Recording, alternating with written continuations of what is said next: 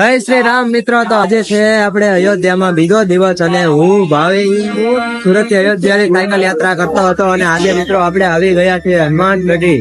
તો કે તમે પાછળ જોઈ શકો છો, આ એક હનુમાન દાદા નું મંદિર છે અને ત્યાં તમે સાચા મનથી આવો છો અને સાચા મનથી કોઈ પણ મતલબ ઈચ્છાઓ, તમારી દરેક ઈચ્છાઓ પૂરી થાય છે. ચાલો આપણે અંદર જઈને દર્શન કરીએ. જય શ્રી રામ.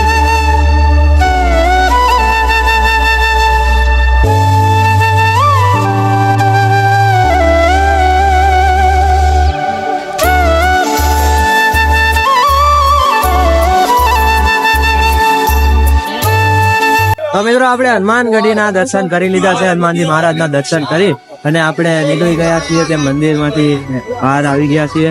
અને મિત્રો જો તમે અયોધ્યા નગરીમાં રામ ભગવાન ના દર્શન હનુમાનગઢી ના દર્શન કરવાનું ભૂલતા નહીં, કારણ કે ત્યાં દર્શન કરવાનું ખૂબ જ મહત્વ છે. અને મિત્રો હવે આપણે જવાના છીએ દશરથ ભવનમાં.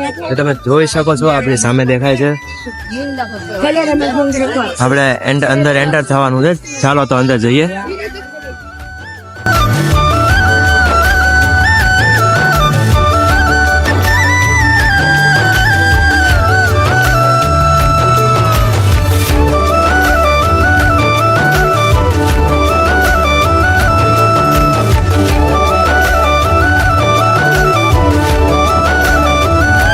તો મિત્રો ફાઇનલી આપણે દશરથ ભવન ના દર્શન કરી અને હાલ કનક ભવન માં આવી ગયા છીએ. જો તમે કનક ભવન જોઈ શકો છો, બહુ મોટો છે. જો ઘણી સારું. ચાલો મિત્રો હવે અંદર જઈને તમને અંદરથી દ્રશ્ય દેખાડીએ.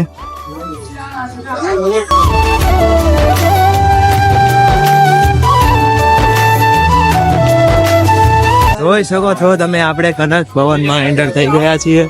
તો આ પ્રકાર કઈક ભવન છે મિત્રો. એ તો મેં તમને વિડીયોમાં થોડુંક સરખું બતાવી દઈશ. તો આ દર્શન અંદર મંદિર જ છે. ત્યાં તો ફોન નહીં કાઢવા દે, કઈ નહીં, આપણે બહારથી જઈને લઈ લઈ. આ લાઈન છે, લાઈનમાં હમણાં દર્શન કરી આવીએ. જય શ્રી રામ.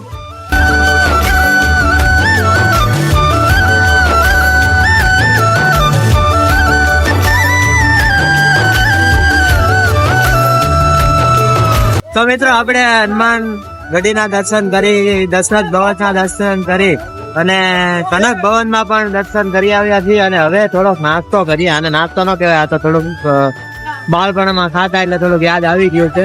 તો રોહિતભાઈ કે આજે ખાઈ લેલો. રોહિતભાઈ ચાલો કરી દીધું છે. કઈ નહીં, હાલો આપણે ખાઈ જઈએ, પછી જઈએ કઈક આગળ ફરીએ. હવે તો બપોરનો ટાઈમ થઈ ગયો છે, હવે મતલબમાં પેટ પૂજા જ કરવાની છે.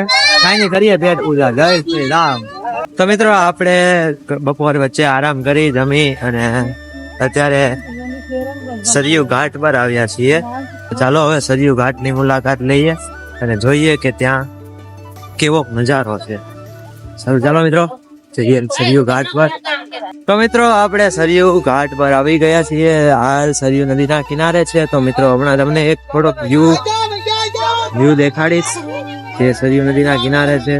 અને મિત્રો અહીંયા 6:30 રાત્રે સરયુ નદીની આરતી કરવામાં આવે છે. જો મેળ આવશે તો આપણે તે પણ જોઈશું. સારું, ચાલો જોઈએ થોડોક સરયુ નદીનો વ્યૂ.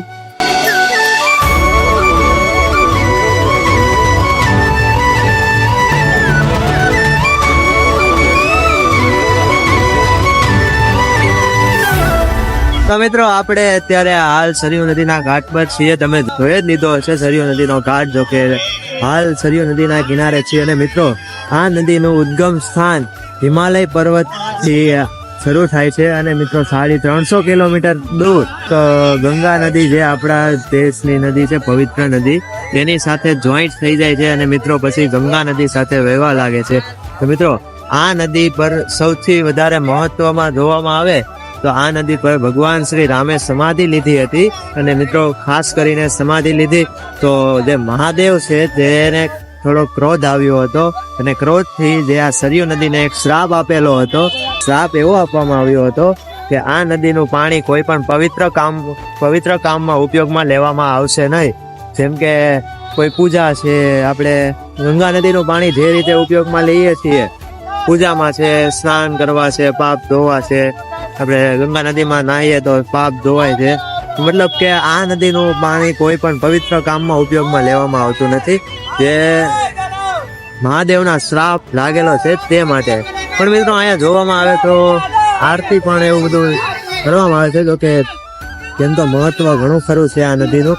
અને આ નદી 350 કિલોમીટર લાંબી છે અને ગંગા નદી ની સાથે જોઈન્ટ થાય છે. તો મિત્રો ચાલો થોડોક પાછો વ્યૂ જોઈ લઈએ અને મળીએ. તો મિત્રો આપણે સરયુ નદીના ઘાટ પાસેથી નીકળી ગયા છીએ, જેમ કે ત્યાં થોડીક ટ્રાફિક પણ વધી ગઈ હતી. તો હવે આપણે થોડુંક ઘણું કામ હતું, તો હવે આપણે જોઈએ થોડોક લાઇટિંગ શો. ચલો મિત્રો.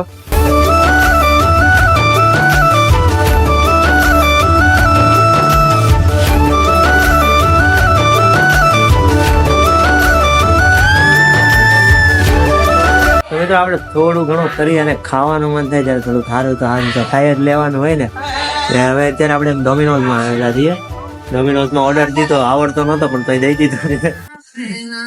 પછી છે ને અત્યારે ઓર્ડર દીધો, અહીં ડિસ્પ્લે છે. હવે અત્યારે બેઠા, હમણાં ઓર્ડરમાં નામ આવે એટલે આપણે જવાનું છે ઉપર 10 મિનિટ પછી.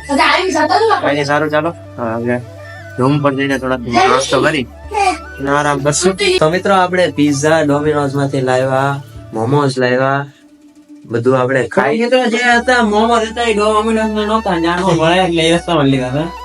એટલે મતલબ ચાઇનીઝ રોલ લાવ્યા, પિઝા લાવ્યા. સાચી વાત કરીએ ને તો છે ને મોમોસ છે ને, મોમોસ ખાવાની મજા છે ને જયારે ગરમ હોય ને ગરમ ચાર કે ફરી ગયા તો એને મિત્રો આપણે તો મેંદો થોડોક હાવ કાચો મેંદો જ લાગે, ઓછો ખાઈ. જેની એનકી માં બીજી કા ત્રીજી વાર મોમોસ ખાધા. ત્રીજી વાર? હા, ત્રીજી વાર. આની પેલા એકવાર ખાધા હશે. મતલબ આપણે આ ટ્રીપમાં બીજી વખત મોમોસ ખાધા. ટ્રીપ પૂર્ણ